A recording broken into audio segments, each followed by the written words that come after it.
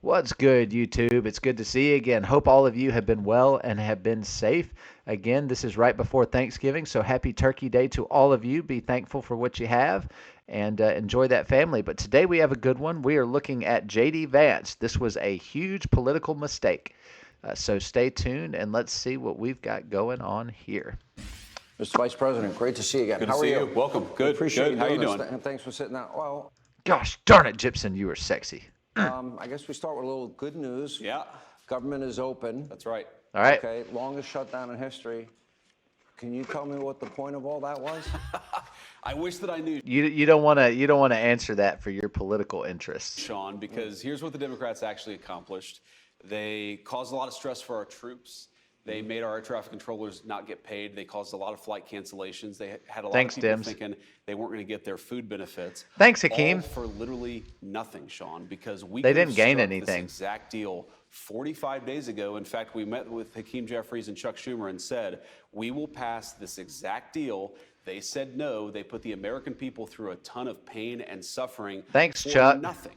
And we knew this was going to happen, Sean. We knew the President of the United States said every single day, eventually, the Democrats are going to realize this is an absurd position. We've got to reopen the government, and that's what they did. As bad as it was getting, I'm trying to comprehend the thinking behind this. Except for 8 Democrats in the Senate and 6 in the House, they wanted it to continue. And there's real palpable anger that it didn't continue. I think Chuck Schumer's cooked as a result. Oh, Even though he did absolutely. everything that his base wanted. Yeah, so let me say a couple things. First of all, I do give a lot of credit for the moderate Democrats in the Senate who were with us from the very beginning. So if you remember That's right. the original bill to keep the government open before the shutdown even started, there were 52 GOP senators, 3 Democratic senators. They recognized where this was going. They recognized what was in the best interest of the country. But I think, Sean, there are so many far left people who run the Democratic Party in Washington, D.C., they just want to burn it down. They don't care if the troops That's don't true. get paid. They don't care if you cause billions of dollars of lost productivity. They're willing to take your life away from you. They're willing to sacrifice your time, your money. They're willing not to pay you while these fat cats sit in their mansion sipping Chardonnay from 1910. They're scotch with Coke and they're watching the news in their $5 million mansion. These people are living wonderful, wonderful lives while you don't know where your next meal's going to come from. And they're okay sacrificing it, yours. But as soon as you take their money away, oh, this is a violation against the Constitution. We're going to fight. We still need to drain the swamp. These far left people hate America. They are warmongers and they are evil. And they will do anything it takes to burn America. Like J.D. Vance says, burn it down. That's accurate, man. That's accurate. They don't care if you shut down the airline industry, which they were very close to doing. They just want to get Trump. And they don't care if they have to burn the entire country down in order to get Trump. And they will. That's what they want to do. And I think that it shows how stupid that approach is politically. Because normally you would Guys, can we just take a moment and just breathe that in for a second? Our boy J.D. Vance, JDMF Vance, just called them stupid.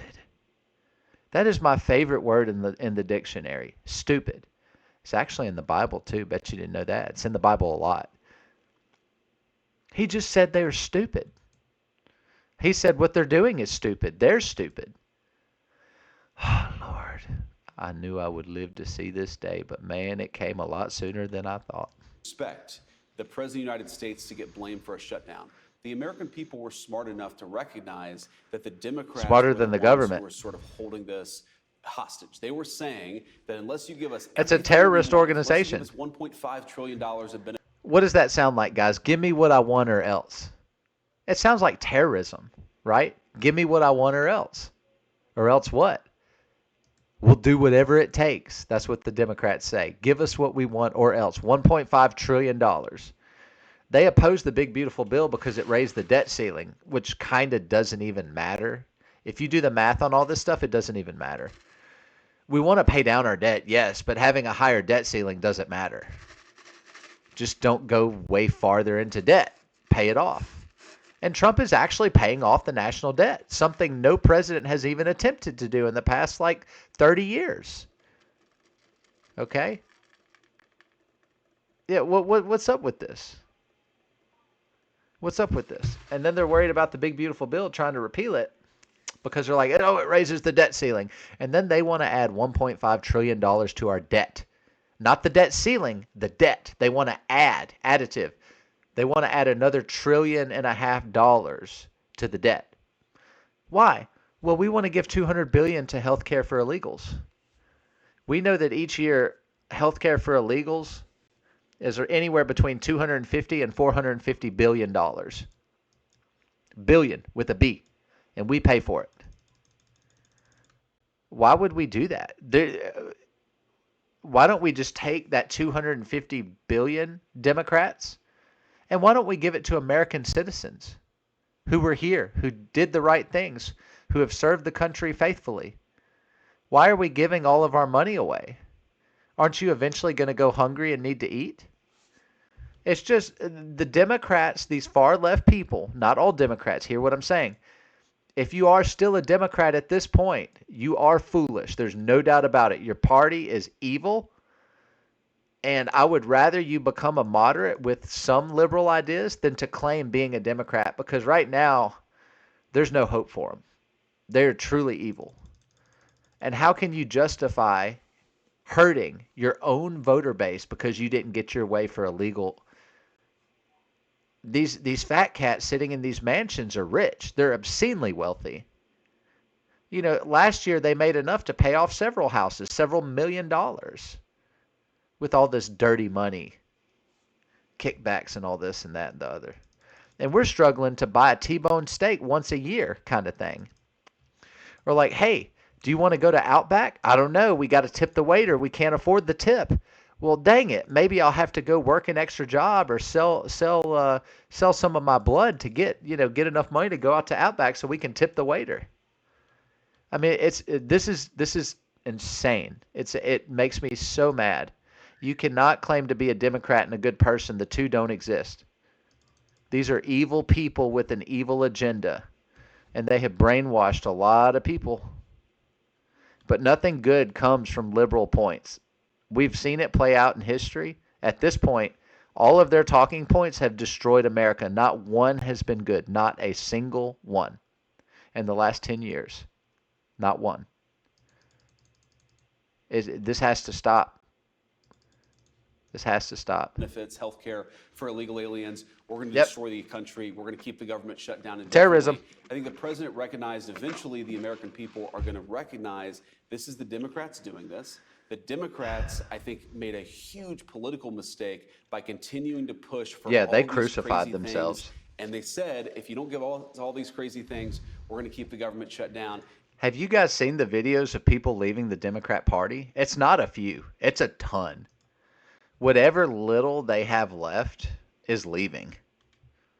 You only have your fat cat elites at this point, and gay men and gay women, kinda. Trans and bi and all this stuff. They tend to vote liberal. And white women. White women, I think we've lost them. We should just ship them back to a boat to Russia. We should just let the Russians have them. Liberal white women, you got to go. You got to go. You're not welcome here, Karens. You got to get the heck out. God has turned his back on you. I'm not one of those people who say we should take away women's right to vote. But I am saying we should ship all the liberal Karens to the moon in Russia. That would be a perfect place for them. It was politically stupid, but you're right. I don't understand the There's that word psychology again. of a Democrat who says, Sweet honey. we'd like to burn the country down in order to get Donald Trump, but unfortunately it just drives home. They're willing That's to do what it, their man. party's about. That was Yep. the thing, 1.5 They're willing to trillion, do it. Hundreds of billions of dollars for health care for illegals, DEI programs abroad. And Like, people don't understand how much freaking money that is. Like, have you ever held $1 million in your hand? Now multiply that by 1,000. Okay? That's 1 billion. They want to spend 1.5 trillion. When's the last time you had an easy million floating around? People don't understand how detrimental this is. It is catastrophic. It is country-ending catastrophic. NPR, PBS. To Remember, tell me Rome once again, was the greatest that's the hill civilization. you wanna- I'm sorry to talk so much. Rome was the greatest civilization, and guess what? It fell. It fell. It was destroyed. Diane, during the process, So at can any we. point, did any Democrat, any leader, did you have conversations with them, say, work this out with me? Did that happen behind the scenes that nobody knows about? Oh, of course. Privately, we were having conversations all the time. And frankly, privately, the Democrats would recognize the position of their far left was crazy. But they all feel a little bit like they're being held hostage by Like their they far have to left. be You said it very entitled well. to vote that Chuck way. Schumer, this probably ended his career. And Good. he was the person who was fighting Good. more than anybody Get to rid of keep him. the government shut down. So the far left, they're never going to be satisfied unless the Democrats are willing to burn down the entire country. Luckily, there were a few moderate Democrats who allowed reason to prevail. We have to step back, Sean, and remember how crazy the demands were. They wanted $1.5 trillion. Yeah, we don't negotiate with terrorists like that. For illegal aliens. They wanted us to undo all of the great border policy that we've been doing. And the big, They beautiful wanted us bill. to refund, like you said, NPR and PBS. Yep. They were basically saying that we want the far left's priorities to dominate in the Trump administration, and unless that happens, we're going to set the entire country on fire. They were trying to turn Trump into Biden, and they thought they were being sneaky about it. Trump's like, heck no. And they're like, well, either do it or we'll shut down the government. And Trump's like, no, I'm not doing it. We're not inflating $1.5 trillion for some BS. And they're like, you better, or we'll shut down the government. He's like, do it. When you're ready to talk, I'll be playing golf. Then they get mad at him for playing golf. Well, Trump's not listening to us. He can come down to my office. No, that's not how that works, sweetie. You can go down to his office and you can beg him. And he's probably just going to sip a Diet Coke and look at you and laugh. Because he's like, you know what we're going to do. Either you pass the previous bill and we'll figure something out later, or you go back home and think about it and come back when you've thought about it. And when you're ready to vote, I'll be here. But I'm going to go play golf. I'm not even worried about you, you piss ants is what we call them in the South. Piss ants, sugar ants. Those little ants that get in your window and all over your countertop. Those piss ants. It's not a nice word, but, that's what we call them. Fire. A really disgraceful moment for the far left of the Democrats, and frankly, a very revealing moment for the American people, because what were they asking, Sean? They weren't saying that we want to do great things for the American people. They weren't talking about jobs. They weren't talking about health care. They were talking about give us $1.5 trillion for health care benefits for illegal aliens. And unless you do that, we're going to make it impossible for you to fly home to see your family on Thanksgiving. It's just what is that bullcrap, man? That was ever their position, but it was. Will we get it back up and running fast? It's going to take a little bit of time to get everything fully up There's and some running. back pay They to do. actually brought the bill over to my house last night around 9 o'clock to sign it because as the president of the Senate, I had to sign it for the Senate. Mike Johnson signed it for the House. And then, of course, the President of the United States had to sign it into law. Uber-eating bills from Congress? Right. Is that... Basically, the Senate parliamentarian was driving around in an Uber going from place to place to get this thing signed. That's hilarious. But I had this driving around in an Uber with a legal document. Assuming the House is able to get this done. Do you want to sign this tomorrow morning? He said, no, I want to sign it tonight because the only way to get the people's government turned back on as quickly as possible was to sign the bill as quickly as possible. But, quick action. It goes to show the entire come on over. The president, the entire come on over. I'll give you a beer. Let's sign this thing and then get the heck out. Administration. We were got to put the kids to bed. Getting the government turned back on, getting critical services actually funded so the government could function for the American people. The Democrats were focused on, we want to take you hostage. We want to make it hard for you to get home to see your family on Thanksgiving so that we can give your health care benefits to illegal aliens. What an incredible juxtaposition. Yeah, it's so stupid. We care about Americans. They care about illegal aliens. That's been true for years. They made it super. They care about illegal aliens. That's been true for years. They made it super clear with this government shutdown fight. Let's talk about, obviously, the economy is always front and center for most Americans. I would argue that foundationally, everything's set. Trillions of dollars of committed monies for manufacturing, largest tax cuts in history. It took quite a while. He's going to be the best president in history. For the Reagan tax cuts to kick in. That's right. Ended up with 21 million new jobs, longest. Whether you like it or not, Trump is going to be the best president the U.S. has ever had, period. It's not even going to be close between him and Ronald Reagan. At the end of the day, the numbers don't lie. Like Donald Trump, even though a lot of people hate him, he is quite literally all of the ingredients necessary for insane economic growth, boom, development, money, jobs. Donald Trump, bar none, is going to be unbeatable and the best president the United States has ever had. Whether you like him or not, he's going to be number one. This period, peacetime economic growth. President Trump now has given us the largest tax cut in history. No tax, tips, Social Security, overtime. Then you add the energy component. So for people now that maybe are still suffering from the Biden-Harris economic hangover, Yep. when do we really see the engine of the economy start to take off?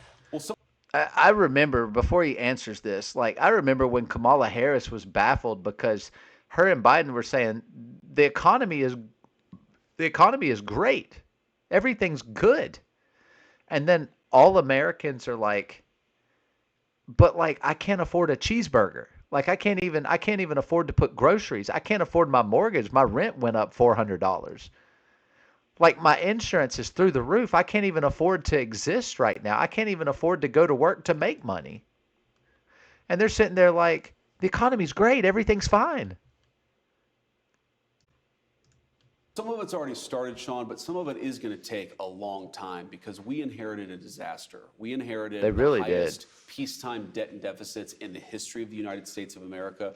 We inherited the worst inflation crisis in at least the last 40 years, and I think probably longer. So a lot of Americans, when we took over, they were struggling.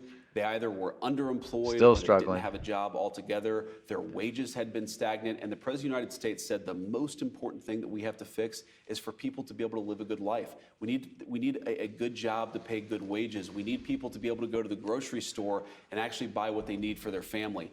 That takes I a still little can't bit of do that. time. And I know that there are a lot of people out there, Sean, who are saying things are expensive. And we have to remember they're expensive because we inherited this terrible inflation crisis from the Biden administration. But you've already seen signs that things are getting better. The price of eggs has gone way down. The price of energy has gone way down. The price of gasoline has gone way down. And as we know, when the price of energy goes down, that starts to filter out into the entire economy, but that also takes a little bit of time.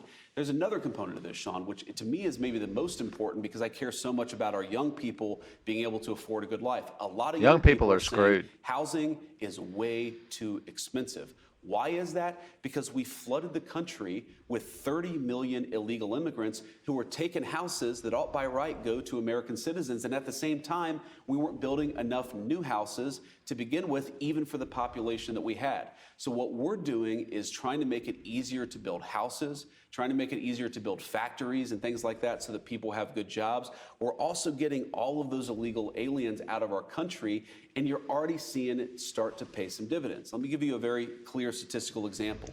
Under the Biden administration, the price of a new home literally doubled in 4 years. It went did. up 100%.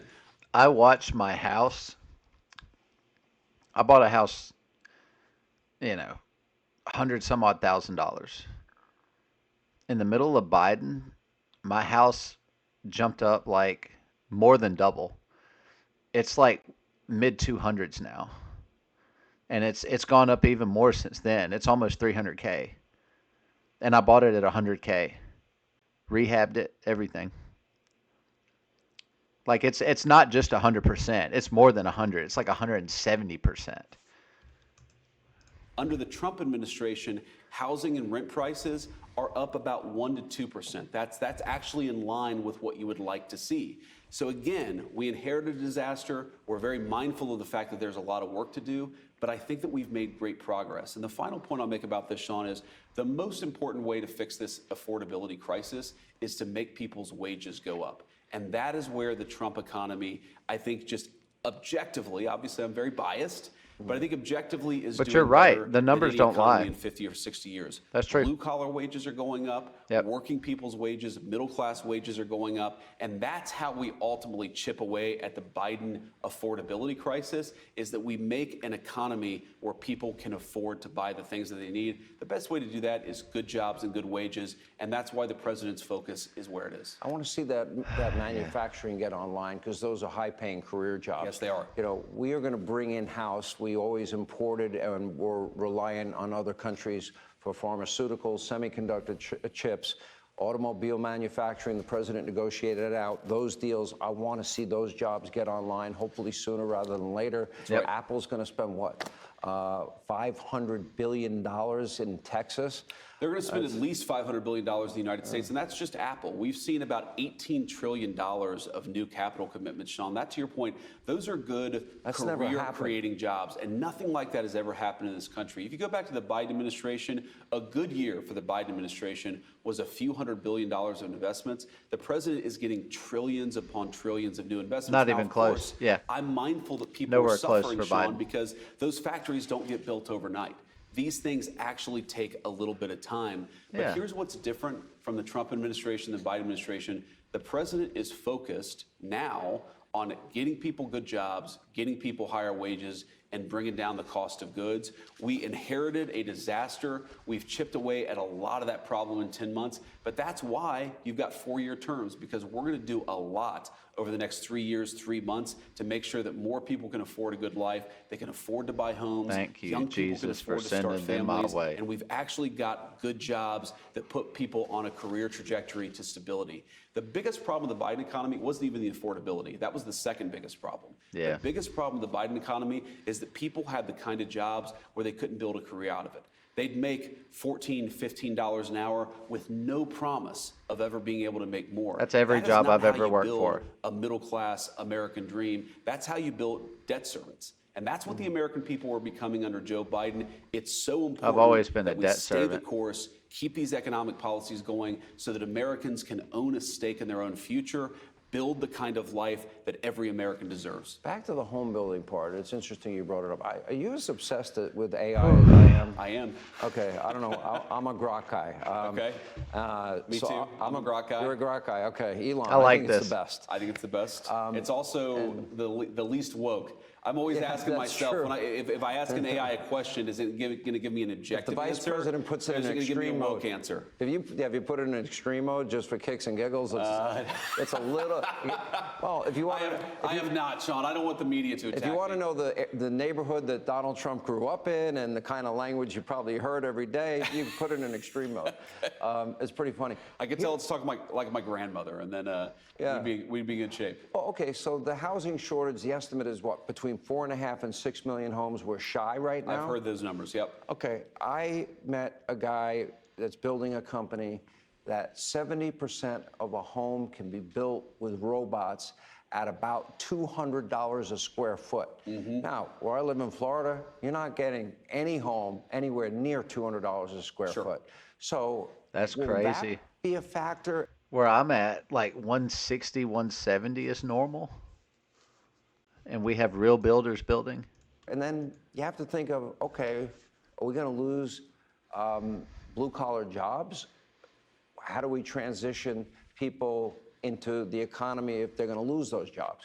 Yeah, so a few things about that, Sean. First, we probably need to build about 5 million new homes. And if you look in the red states, we're actually doing a very good job. One of the biggest challenges that we have in the housing market, aside from too many illegal aliens who are taking the houses of American citizens, is that in the blue states, you're not building enough houses. So you go to California. Why are so many people moving out of California?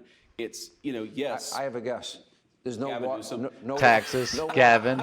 Your friend Gavin Newsom. Yeah, my friend Gavin Newsom. Maybe if they put water and fire hydrants and reservoirs, that might help, right? Yeah, Might but they're help. not building houses. You look at those terrible Or they fires stop in Colorado, taxing Los folks Angeles. as crazy You as they have do. people who are still trying to get the permitting to rebuild their houses. This happened so long ago. So we've got to get our blue states to build enough houses for their citizens, because our red states and the federal government is actually doing a really good job. By the way, one of the biggest cities where you're seeing housing costs come down? Austin, Texas, because they're choosing smart policies and they're building enough housing. Now, on the AI issue, look, I understand why people are worried that, if you have a robot doing that job, does it take away from a blue collar worker who can do that job? Right now, the evidence that I see is that if we really lean into robotics and technology, it's going to raise everybody's wages and That's make right. everybody better off. The example that I often give is of bank tellers. If you go back to when the automated teller machine was invented, everybody said it was going to destroy the jobs of all the bank tellers. What actually happened is that today you have more people working in bank telling than you did 50 years ago. They're doing different jobs. They're not just handing people money. They're doing different jobs. They're but they also relocating. they have higher wages. Different responsibility. So sometimes what technology does is it allows somebody to do something a little. Well, see, are the robots going to be perfect, and are they going to build a perfect house all the time? And are they never going to need maintenance? You see what I'm saying? Even with robots, there's a need to maintain. There's still a need to check the robots. Even if it's not actually doing the labor, maybe it's you're overseeing a robot that does the labor and you're watching out for any critical points or weaknesses, or you're making sure that it's building based to spec. You're making sure that nothing's getting in the robot's way to prevent it from doing its job. And then now construction workers their bodies aren't beat up, but they're still making handsome salaries. So I see what he's saying. A little bit different, to use their mind a little bit more than some of the rote tasks they might have been doing. And that actually means they're more productive, they get better wages, and everybody becomes better off. So I don't think that we're going to ever eliminate the construction industry in this country just because you've got robots. What you're going to have is a lot of construction workers who are using those robots, who are directing those robots, who are actually able He to said do exactly more what I said. with less, because they're using technology to help them. You're always going to need construction workers in this economy. You but I have want to. their wages to go up, and I think if we lean into technology, that's what's going to happen. It's actually amazing. Who's going to tell the robots what to do and how to build? Humans still are the end all be all right now, not robots. We're nowhere near that. Some people say it's closer than you think. Well, I mean, I've been alive 34, 35 years, give or take. There's still, the robots, every time a new robot comes out, oh, AI, it's here. Okay, yeah, but it's still, how many of you guys have tried to do stuff with AI? It's not perfect. Like, there's so many mistakes that happen. And then you're talking about, well, we'll just build a robot to fix everything and that'll be good. No, it's going to take some time. And who's going to check the robot? Well, it's going to be humans. Amazing, because you'll see them. They'll do the framing. They'll put on the siding. They'll do actually a robot will put on the roof. It's kind of crazy. It is crazy. I would rather They'll than wire put the on the house, roof. They'll put an insulation. They'll put up the wallboard. They'll paint the wallboard, and then the finish work. In comes the craftsman. That's right, the artisans. I'm not so sure that the AI is going to be able to do that, at least in the short term. It But could. wouldn't surprise me. No, It I could. think a lot of the craftsmanship, a lot of the direction, a lot of the management, you're going to need That's a right. human being to do that. 100%. No robot can replace a great blue-collar construction worker. You see some of the houses, some of the things they do, the trim that they're able to do. There's an art there that I don't think a robot's ever going to be able to replace. But can a robot maybe make it easier for a construction worker to put more nails and more walls over a shorter period of time? Some of the rote things, in other words, you're going to see, I think, robotics help the construction workers. And I think that's going to lead to higher wages, and it's also going to lead to more homes for The American president would citizens. love it if they could build the one big beautiful ballroom faster. The robot could I do it love how faster. he I did think he'd that. hire the robot. One big beautiful 'Cause I ballroom. know that's obviously important. Well, but this is an interesting point, though, Sean, because if you go back to there really are, I think, two different models of how you make people more productive, of how you create economic growth, of how you make people better off. The Democrat model was import low-wage immigrants. And I really do think that hurt the jobs of our construction workers. It hurt the wages of a lot of our blue-collar workers. But their idea was the way that we get more prosperity is that you import more and more low-wage servants. And that actually, I think, reduced prosperity because it meant that a lot of our blue-collar workers were struggling. But if you use technology and you empower the blue-collar workers rather than replace them with foreign labor, I think they're going to do way better. They're going to make higher wages, and the whole country is going to be better off. Imagine building the roof that the robot needs to put on the house, and then the robot just lifts it up and puts it on. Now all of a sudden your back doesn't hurt and you're not 3 stories up. Now roofers aren't having back problems in their life. Their knees aren't torn up.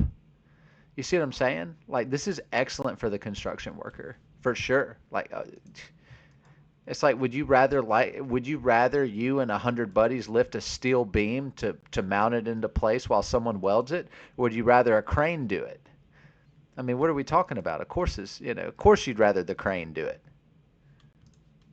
In other words, do you depend on low-wage immigrants, or do you depend on American citizens bolstered by technology and innovation? That's the Trump model, and I think that's the model that's going to deliver long-term prosperity for this country. Hey, Sean. Yeah, I was trying to cut him off right when he said country, and I missed it.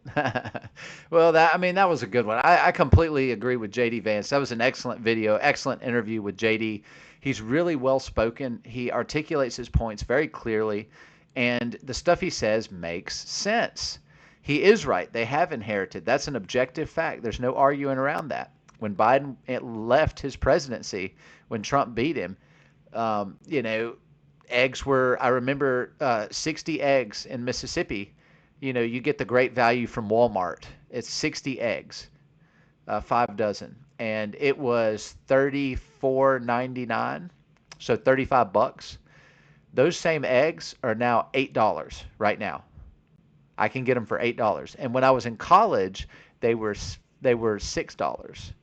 So it's not far off. It's not far off at all. So eggs have significantly come down. Gas, where I'm at for unleaded, under Biden, it got up to $3.15 per gallon. It is now at $2.39 and $2.32 on a good day. So that's a significant decrease. Significant. You're talking like almost a whole, like close to a whole dollar, 70 some odd cents. No, it'd be close to a dollar. Yeah, 80 cents or so. But yeah, so a lot of good things there. I hope you enjoyed the video. Make sure to subscribe. I would love to have you. I'm very thankful that you spent some time here watching the video. Don't forget to like and, of course, subscribe, and I'll see you on the next one. Peace.